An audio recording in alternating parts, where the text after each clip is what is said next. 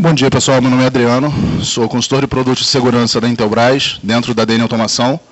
Eu já trabalho nesse mercado há alguns 12, 13 anos mais ou menos, então eu tenho a vivência de mercado, de instalação, subi muito em escada, puxei muito cabo, pendurei muito muro, então eu tenho uma vivência da instalação e trabalho na área de venda já há um bom tempo também. Então eu consigo ter tanto a visão comercial quanto a visão técnica do negócio.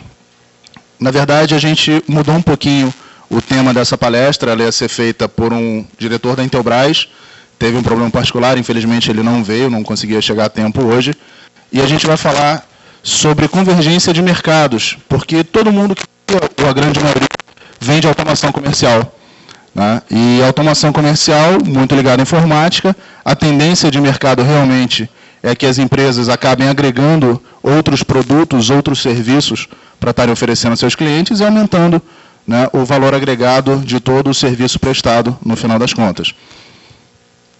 Então, convergência de mercados.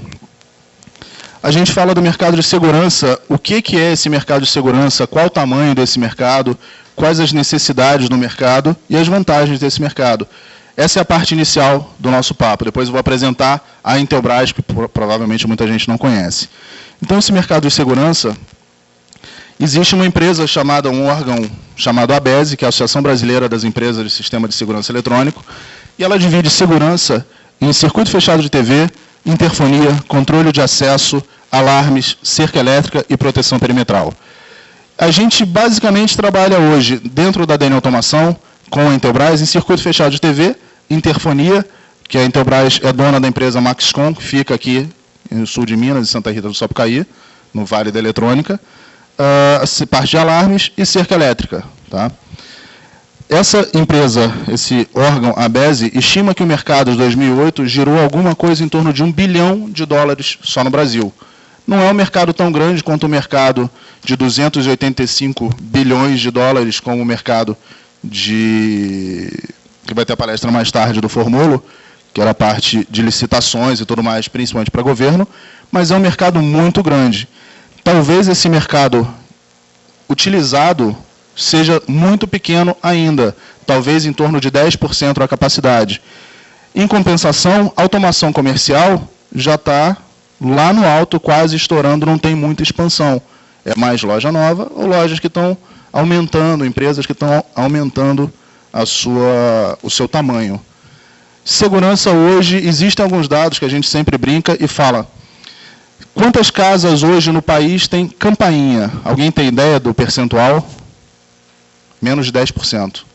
Se menos de 10% das casas tem campainha, quantas casas, quantas residências, quantos prédios, quantas empresas, quantas lojas tem CFTV? Provavelmente muito menos. Em maio desse ano aconteceu a ExpoSec, que é a maior feira internacional que acontece no país de segurança eletrônica. Foram mais de 300 expositores e, pelo terceiro ou quarto ano consecutivo, a Intelbras teve o maior stand da feira, o maior volume de negócios da feira, e, no total, mais de 100 milhões de negócios em 3 ou 4 dias. Esse nosso mercado, ele cresce, contando todos aqueles segmentos, interfonia, controle de acesso, cerca elétrica, proteção perimetral e CFTV, um crescimento entre 14% e 18% ao ano. Eu acho que ninguém vai discordar de mim se eu disser que o mercado de automação é um mercado que está estagnado ou em recessão. Alguém discorda disso?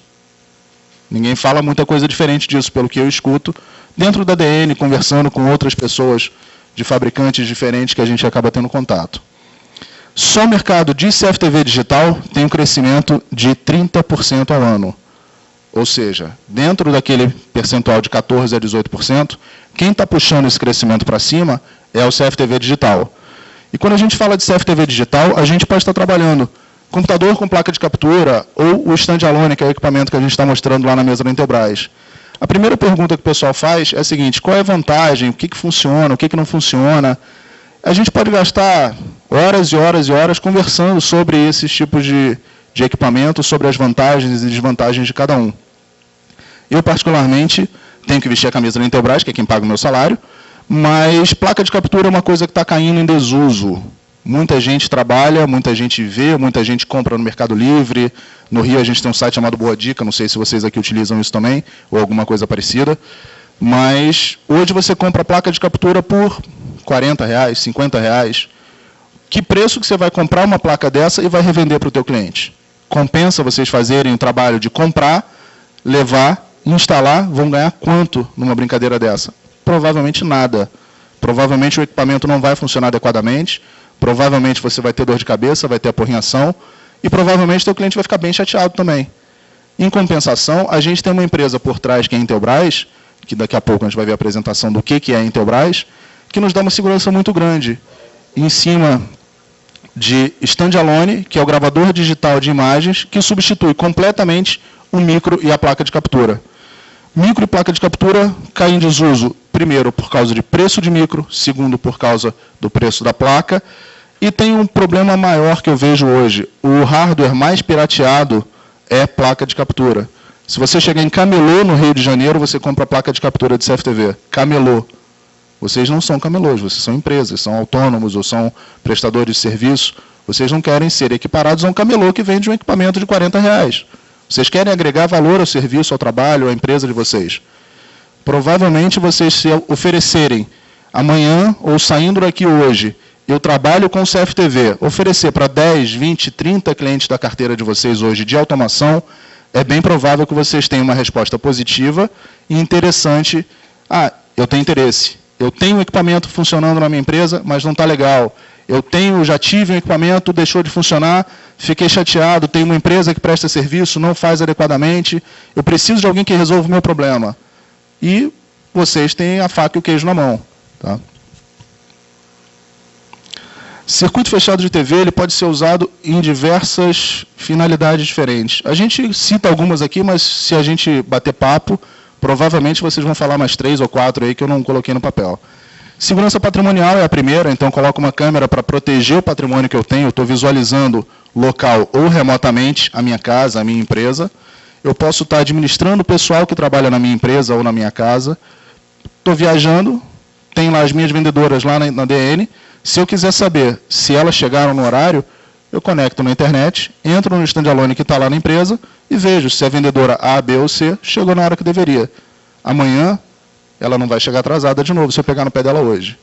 A gente já fez esse teste, parou de acontecer rapidinho. Tem muita empresa que coloca, a princípio, para proteger o patrimônio.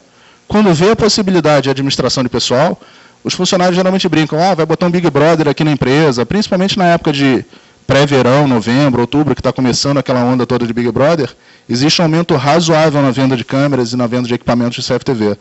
A gente agradece a Globo por isso, e eles não ganham nada com isso, mas a gente ganha bastante. E o pessoal brinca, CFTV vai botar um Big Brother, vai botar um Big Brother. Na verdade, o início da brincadeira é esse. No mês seguinte, 2 meses depois, está todo mundo odiando a empresa que colocou o CFTV lá. Porque, na verdade, o cara chegou atrasado, meu setor é aqui, eu vou no setor de lá, fico de bate-papo com um colega, não estou na minha mesa, estou passeando, chego atrasado, saio cedo. Se o gestor da empresa, o gerente, o diretor, tiver de olho naquilo ali, dá um puxão de orelha. Não acontece mais, ou ele vai ter que trocar aquele funcionário. Então ele consegue, além de estar protegendo o patrimônio, ele consegue otimizar aquela mão de obra, consegue melhorar a eficiência daquela mão de obra. Então ele diminui o custo que ele tem. Se você paga um funcionário para trabalhar 8 horas e ele trabalha 6, 2 horas ele está fazendo outra coisa que não trazendo dividendos para a empresa, está trazendo despesa só. A gente tem ainda monitoramento de trânsito. Hoje de manhã eu estava vendo o jornal, então a BH Trans tem câmera espalhada para tudo quanto é lugar aí, estava vendo Rua dos Caetés, Rua não sei o quê, Avenida não sei o quê, tudo quanto é lugar monitorado por câmera. Monitoramento de atividades. Você pode ter, por exemplo, uma fábrica e dentro dessa fábrica diversos setores de produção. Você controlar, além de ter as pessoas operando máquinas e tudo mais, você está vendo, por exemplo, se a produção de determinado equipamento está sendo satisfatória, se tem espaço para aqueles equipamentos que estão sendo fabricados serem estocados no local correto, já acionar as pessoas responsáveis por cada setor, tudo isso de uma forma muito mais prática. Existe ainda controle de crianças em colégios e cursos. Teve um cliente meu que comprou equipamento para colocar num consumidor final, colocou e a mãe ligou na semana seguinte para ver como é que estava em casa, acontecendo, se a empregada estava limpando tudo, viu um moleque deitado no sofá da sala vendo televisão enquanto ele deveria estar no curso de inglês. É coincidência? Pode ser, mas funcionou para o moleque não matar mais aula de inglês. Monitoramento de ambiente